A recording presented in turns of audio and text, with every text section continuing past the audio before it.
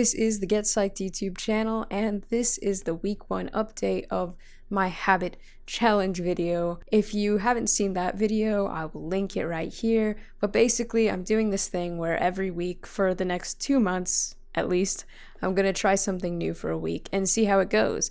And this first one was on journaling. I journaled every day for the last week since I did the last video, and I just want to talk about what kind of impact that habit had, especially, like I said in the last video, in relation to how it might have helped my goals. I want to talk about if it was worth it and how it went. Did it really help with my goals, and do I think this is a good habit to pick up? And I'm just going to start off the bat with without being dramatic about it. Yes, it was very helpful. I think journaling was the perfect way to start this kind of challenge for myself, and I am really glad I did it. And I want to share some of the things that I learned from journaling and why this is a habit that I plan to make stick. It was really impactful, all right? So like I said, I journaled for the last week, and right before I filmed this video, I went back and read every day that I journaled. Sometimes I feel like my life is very overwhelming and scatterbrained.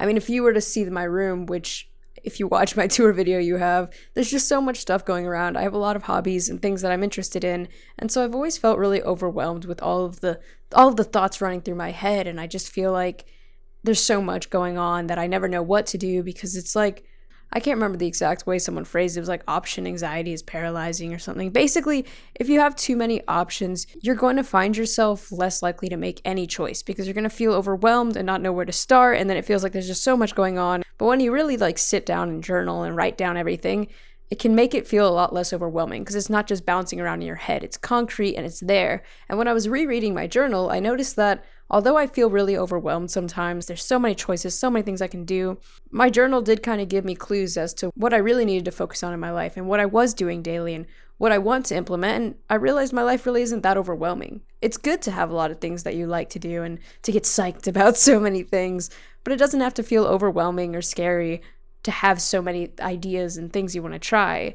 Journaling really helped get over that leap of it feeling overwhelming and made it exciting again, because I was able to organize a lot of my thoughts and I did more.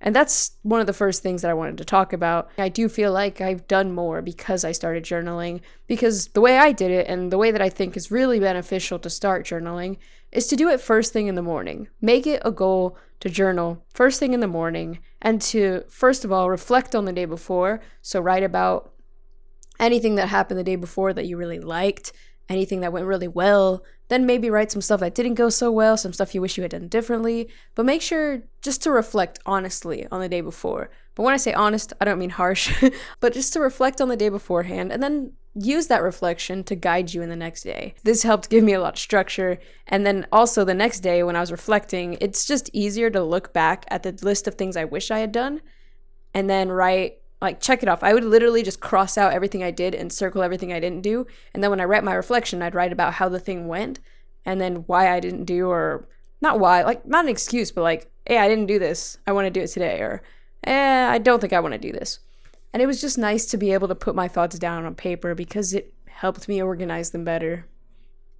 I don't know. But yeah, that was the first cool thing that came with journaling. Like I said before, you don't want to be too harsh on yourself in your journal, and something that I'm really, really grateful for is that a long time ago, a group of friends of mine, 3 of them, bought me this really sweet journal. You're supposed to write what kind of workouts you want to do for the day, maybe stuff that you ate and how you ended up feeling, and then there was one part of the journal where you had to write 3 things you were grateful for every single day. And I think gratitude practices are really, really nice. They just make you feel good. I've studied this in a lot of psychology classes I've taken, and most recently in a positive psychology course I took. But writing down things you're grateful for and gratitude training, it's often used in different forms of therapy and counseling because it really has been proven to make just about anyone feel good. So basically, practicing gratitude is just good for everyone. And that's something I've noticed when I journal, is that sometimes I'll be in a really bad mood when I start to journal.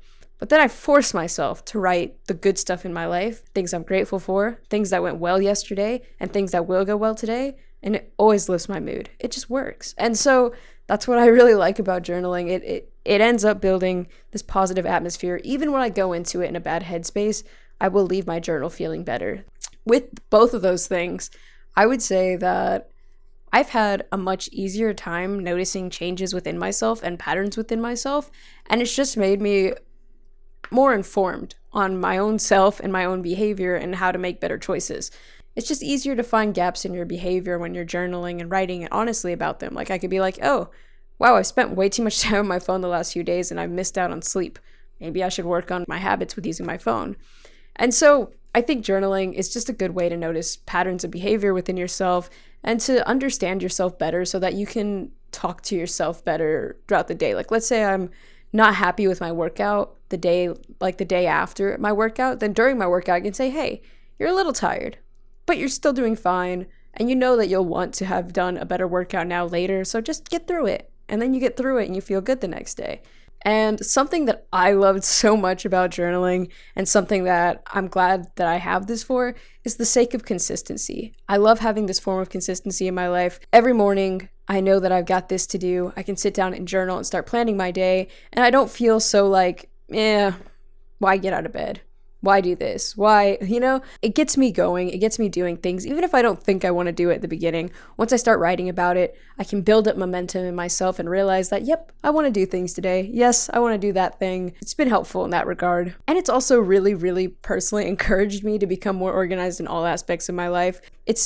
It's a keystone habit, like I said before, a habit that encourages other good habits, really helpful. Journaling has been a big keystone habit for me because I can notice habits that I don't like and don't want to do anymore, and then I can adjust them. I can get organized while I start journaling and organizing my days, and then all of a sudden I'm getting more organized in my structure of my day, and when I'm doing things, I find ways to organize it better because it's just building better habits. And I think that's really fantastic. I think it was a really good choice for a first habit, and I'm excited that I was able to get back into it because, like I said, this isn't my first time ever doing daily journaling. Last time I did too, I remember feeling really, really good and excited about having a daily journal. And when I stopped doing it, I started losing that drive. And I think that there's definitely correlation for me. Like when I'm journaling, the reason that I think I feel so good is because I can really hold myself accountable on a day-to-day basis. I can celebrate my wins. I can correct things before they get out of hand. It's just really helpful. One of my favorite things is I did start this saying that I want to get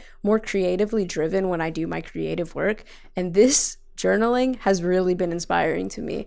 It just makes me feel good when I journal, and when I journal consistency, and when I notice improvements, and momentum builds off itself, like I've said many times now. And so, yeah, I do feel like I've had a lot more creative energy, and I've been able to do more creative work and feel more inspired in my creative work because of it. I've also been reading more, which is also sparking my creative energy. And I think it all does come from this keystone habit, because one day I stayed up really, really late, unnecessarily late, watching TikToks. And I wrote about it in my journal the next day. I was like, yeah, I probably shouldn't do that. And so the next night when I was laying there and I could have stayed on my phone a little longer, I put it down and just said, you need the sleep. And that's how keystone habits work. And I think it's fantastic that journaling has helped me with that. And it's really, really has inspired me to do creative work. I just feel like I got a bit of that mojo back that I said I was missing in the first video. And it's really nice. I was able to make a few videos this past week, which is really nice. And the last thing that I want to talk about this, because it is something I talked about in the last video, is Stoicism. Anyways, when I started journaling again, I don't know exactly how or why, but I just kind of got inspired to listen to the Daily Stoic again, and I did start listening to it again, and it just made me feel really relaxed and calm, and it reminded me why I love the practice so much in the first place. I agree with a lot of Stoicism principles. I think it's very helpful to think of life the way that some of the Stoics thought of life. So I have a lot of books on Stoicism, and I started reading some of them a little bit more this last week, and it's just been really nice to delve back into the practice, listening to the Daily Stoic podcast and reading about Stoicism and watching a few videos on Stoicism again. It was just really nice to get that reminder of those practices, which I don't want to get too much in right now because I really do want to make a video on Stoicism. I'm very excited about it. Once I finish these books, I'll do something like that. But that was a really big positive of getting back into journaling, because I did love studying Stoicism not too long ago. And I did feel like when I was journaling and doing Stoicism, I did notice some improvements in my mood and my ability to be introspective and really think about the things that I do and think about why I do things I do. And it was just helpful overall, so that was really nice. And yeah, there's not much else I can say. Journaling week 1 was a huge success. I do plan to keep up journaling throughout the rest of this challenge and until forever, hopefully. I don't drop off of it. I've almost filled up this journal, but luckily for me, I have a gajillion journals all over the place, so That's not a problem. But yeah, that's something I want to do for this challenge. After I do a challenge, I will decide at the end of my video if I will continue that challenge through the rest of it or if I'll drop the habit. Like, if the habit doesn't really do anything for me, if I feel like it really didn't impact my life in a positive way, then I'll let it go. But I'm aiming for 100% here. I'm hoping that every one of these habits is a success and that I love it and that I can keep it going and make it a permanent change in my life. And we'll see how those go. But this one made the mark. Journaling will continue. This was week 1's habit, and week 2's habit is going to be what I call minimizing week. I was inspired while I was journaling one day to come up with this habit. Basically, I think that it's kind of a roadblock when you have too much stuff in your way. I was so into minimalism at one point. Digital minimalism is such a thing, and that's what I'm going to focus on this week, although I want to do other things at the same time. Digital minimalism is all about like getting your digital life together. I don't know about you, but I have like a gajillion emails. I have so many Google Drives and so many folders and so many places where my videos are, and it's just crazy. Like, I want to make more video content, and I have so much footage over the last few years that I want to make videos out of, but it's not organized in any way. They're all over the place. But I'm very excited for that. I'm very excited to start doing some more creative projects and to see how that can help my goals. And yeah, thank you for watching. If you enjoyed this video, please like, comment, and subscribe to the channel to see how week 2 goes. If you want to get in on this challenge, let me know what habit you want to instill this week to change, and I'll see you in the next one. Peace. This flag really fell on me mid-shot. Anyways, like, comment, and subscribe if you were interested.